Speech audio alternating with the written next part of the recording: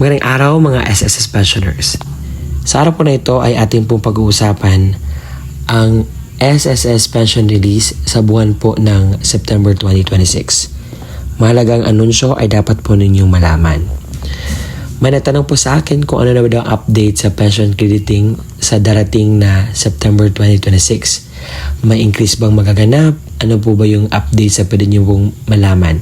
At ito na po ang araw na nakagawa ako ng time para po maggawa po ng vlog. At hayaan nyo po akong ihatid ang mga impormasyon na dapat nyo po makuha sa aking vlog na ito. At hindi ko na po papatagalin pa ang oras sa pag-usapan ang bagay na ito. Okay naman? Let's go. But before that, let me clear to you ano ba yung pension crediting sa SSS and all. Ano ba ang basihan sa pag-credit ng inyo pong pensyon? Saan ito makita? Akin pong i-explain. Makikita po ito sa article SSS Circular number 2020-024. Ito po ay para sa mga SSS retirement, partial disability, total disability, and death and survivor pensioners. Ang subject po nito ay revised schedule sa monthly pension kung kailan po ma-release through Philippine Electronic Fund Transfer System in Operation Network or PISONet and other checkless disbursement channel. So, ito pa ay para sa ating mga minamahal na mga SSS pensioners. Alam kong marami na nakakaalam dito pero maraming mga bagong nagtatanong and I want to clear this to them. May dalawa po tayong basihan dito. Ang tawag dito ay date of contingency. Hinahati po ito sa dalawa, batch 1 at saka batch 2. Kung ikaw ay may date of contingency na 1st to 15th day of the month, ang inyo pong pensyon ay makukuha sa unang araw ng buwan. Kapag ikaw naman ay may date of contingency na 16 to 31st of the month, ang inyo pong pensyon ay makukuha sa ika-16 ng araw ng buwan dahil kayo po ay belong sa second batch. But, meron po itong consideration or dapat nating alamin. Dahil kapag ang ating crediting schedule or crediting day ay napunta siya sa Saturday, Sunday or holiday, maa-advance po na maibigay ang inyo pong pension sa huling araw kung saan meron pong trabaho or working days. Hindi po siya holiday, Saturday o Sunday.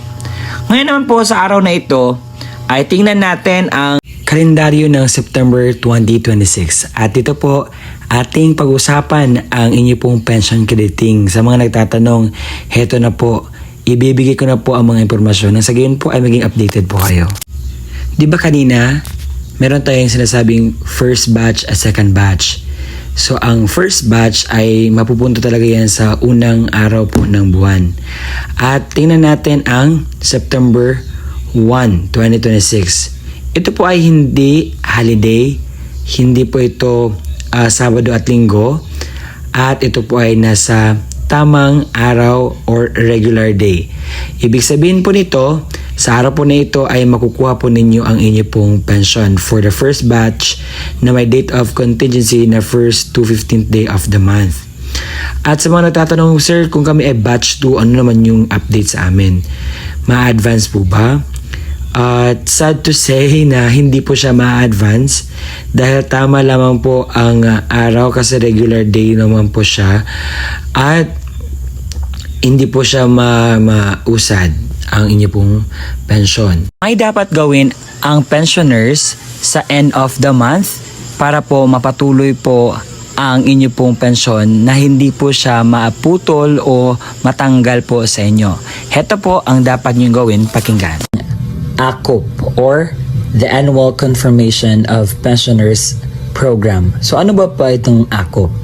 Ang ACOP po ay reports ng ating mga pensioners sa SSS sa yearly basis para po mapanatili natin ang ating tinatanggap na pensyon sa pwede po nating maging eligible po tayo.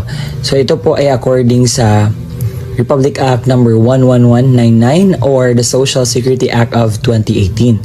So, ang mga taong ito ang dapat pong magpahakop. A. Mga retirement pensioners residing in the Philippines na may edad 8 years old and above. So, nagsisimula po ito noong March 2024.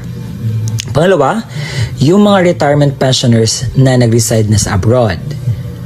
Pangatlo, total disability pensioners. Pang-apat, death or survivor pensioners. And panghuli, dependent children under guardianship. Take note, ang retirement pensioners na residing in the Philippines na 8 years old and above may required the ACO program under the certain circumstances na determined upon the notification of SSS. Kahit hindi ka 8 years old and above, as long as may notification si SSS sa'yo na kinakailangan mong magpa-akop, is kinakailangan po natin niyang gagawin. Paano po ba ang pensyonado sa SSS mag-comply sa akop? Marami pong paraan kung paano po mag-comply sa akop. But, una sa lahat, kinakailangan po mag-download ng akop form sa appropriate sa inyo pong case. So, ang ACOP form po ay mada-download lamang po yan sa online. At may QR po sa SSS page dahil nag-upload sila every month na may announcement sila na kinakailangan po magpa-ACOP. So, una, ang annual confirmation of pensioners for retirement or permanent disability pensioners. Annual confirmation of pensioners for surviving legal spouse pensioner. Annual confirmation of pensioners for representative payee of dependent minor incapacitated child. Please take note na mag-refer po tayo sa Circular 2023-013 dated 21 December 2023 for the revised guidelines on the ACOP program. So ang tanong, ano po ba ang mangyayari kung hindi nyo ito nagawa? So meron po talagang consequences na mangyayari. Kapag hindi po ninyo nagawa ang ACOP sa tamang schedule, ay magresulta po ito sa pagkasuspinde ng inyo pong tinatanggap na pensyon galing sa SSS. It will be automatically suspended 1 month after the month of the birth of the pensioners or the deceased member. Automatic cancellation sa pensioners after 2 years po sa suspende ng kanyang pagpa-ACOP. Kinakailangan po talagang magpa-ACOP dahil ang purpose po ng ACOP is inaalam ko ang SSS pensioners is still alive or still eligible to get a pension galing po sa SSS. Dahil naibalita po noong nakaraang Disyembre na marami pong mga patay na ng mga SSS pensioners na nakatanggap pa rin ng pensyon. Kaya naman, ina-update po ang data ng SSS at kinakailangan po nating magpa-ACOP. Yun lamang po mga qualified na magpa-ACOP, okay? Yung mga ninonotify ni SSS at yung mga 8 years old and above. Kung ang pensioner ay nasuspinde na ang kanyang pensyon, paano nga ba po ba dapat gawin para po maibalik ang kanyang pensyon? So, ang dapat pong gawin para maibalik po ang inyong pensyon is kinakailangan po mag-comply. Resumption of pension shall be within 2 months kapag makomply mo na ang inyong pong pensyon. What I mean, ang inyong pong ACOP. Kinakailangan ang recalled pension. Yung mga hindi mo natanggap na pension ay kinakailangan po yung maibigay kapag tapos ka na pong mag-comply lahat para sa inyong pong ACOP.